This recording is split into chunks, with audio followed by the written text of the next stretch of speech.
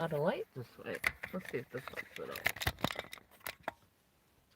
Well, that didn't help a whole lot, but you know what? I'm gonna do this video this way anyways, and maybe I'll redo it later. It's really unfortunate. This is in the new car that I got, and I think I might do my videos from the other car when I want to do them outside, or start doing them inside. Either way, it's a higher quality problem. For now, this will be an in the dark sort of video. And in any case, what I wanted to talk about, see, no lights. Anyways, what I wanted to bring light to is talking a little bit about what kink is. I've been thinking about it a lot, and one of the things that I find, well, like, I know that I did it before, and I know that a lot of people do it too, is that you mistake kink for, like, only sexual things. And, you know, when you think about it, you might think about BDSM or blindfolds or, like, crazy things to do, but actually, kink is about intimacy. And it's about trust and learning to negotiate. And the more you learn to negotiate, like, you really have to learn about who you are.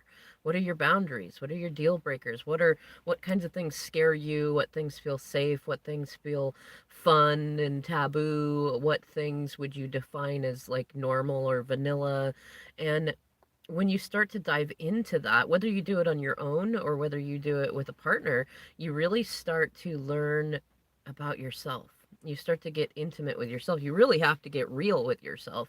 And when you have a partner, whether they're just a play partner or whether they're, you know, also a romantic partner and things like that, when you start to really dive into it, it's funny because the activities themselves are rather benign. But why so many people find themselves called to kink is because it does two things. One, it's such an intimate thing to do with somebody else, that, so there's got to be rapport and trust and attraction and emotional knowledge about how each other works, because it really, if you try to be kinky and you don't have that stuff in there, or you don't recognize that that's what you're doing, it's just sex really with some weird toys, you know. But when you really get into what kink is, it's intimacy. And when you get into that intimacy, you actually, oftentimes when people first start getting into it, what they start to find is that their shadows are triggered, and it ends up creating a lot of shadow work, which is part of why I thought, you know what, I'm fine with this video being a little bit shadowy.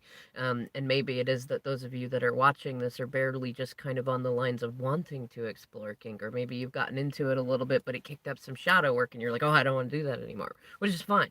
And people that don't want to do it, by all means, don't do it.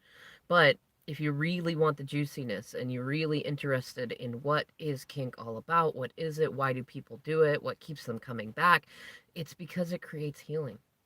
It really does. Even in the times that things get screwed up or you get yourself into a scary situation or anything like that, it actually generates healing. And a lot of the people that are called to kink had a whole number of childhood wounds and traumas and things like that, that you can, this is something that my DM and I talked about at a certain amount of times, because we started talking about doing things that were done to him as a kid, that it wasn't about trying to recreate those situations. It was about having the power of choosing to do things that you had no power not to do before.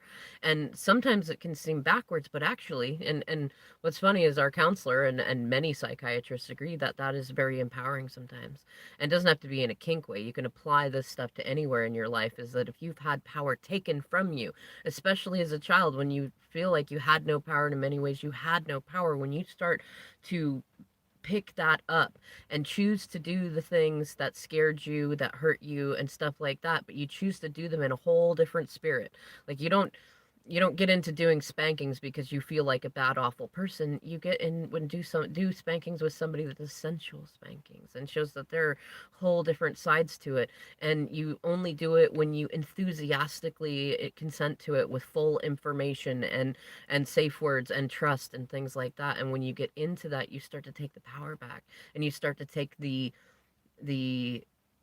pain out of the situation that you had before, and that starts to create time and space to talk about what you went through. There are lots of people that, you know, they might think, oh, kink is all about sex. And so they dive into it for that reason. But then it kicks up all of these memories about how they were treated when they were younger, or different situations they got into, or even when they were older and they were in toxic relationships. And when you have a partner that you can truly be intimate with and talk about it with, which is a good part of aftercare, which lasts more than just after the session. Like, even if you talk with somebody who is not, like, say, the person doing the kink with you, that's what it does. It brings up some stuff that you may have been compartmentalizing, you may not have thought about, and that has been affecting you in all the rest of the areas of your life, and you didn't even really see it until you got into that. So it's funny because a lot of people might find their way into kink either as a way to spice up their relationship,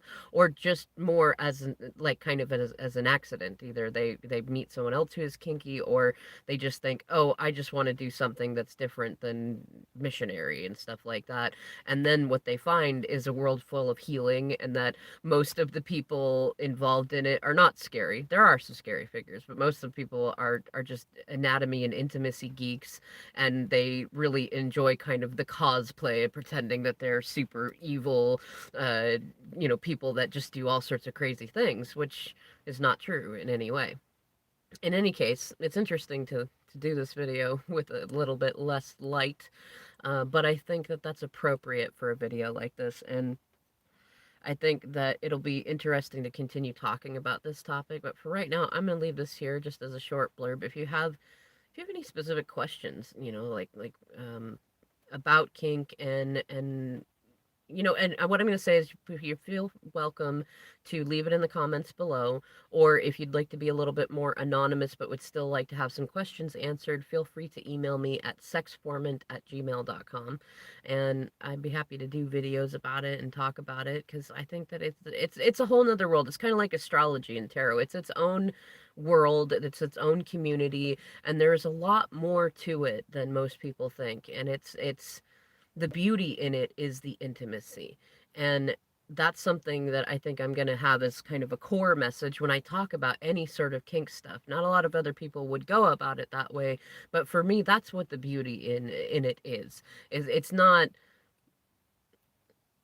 about just getting into sexual stuff. It's not about, like, sadomasochism. Yes, that's in there, but you'd be surprised. There are very few and far between people that really want to get into that. For most people, it's about intimacy. And there's a lot you can learn about yourself and learn about your partner by doing it, and no two interactions are the same. So, like, how you get kinky with one person will never be the same way that you get kinky with another person, because you have two different energies and ways that you go about it. You can't copy that. And it also, I mean, look at, if you're with somebody that's like me, that views kink and fetishes and things as a form of intimacy, versus somebody who just thinks about it as a sexual thing, or goes another way and thinks about it as deviance and things like that. That's going to make a very big difference on the kind of energy that you experience with them, especially if you are really wanting to explore your vulnerabilities and be authentic and do shadow work in a really interesting and unique way. Anyways, if you've watched this far or you watch this later, thank you so much for watching, liking, sharing, subscribing, all the fun YouTube stuff. And I'll catch you in the next video.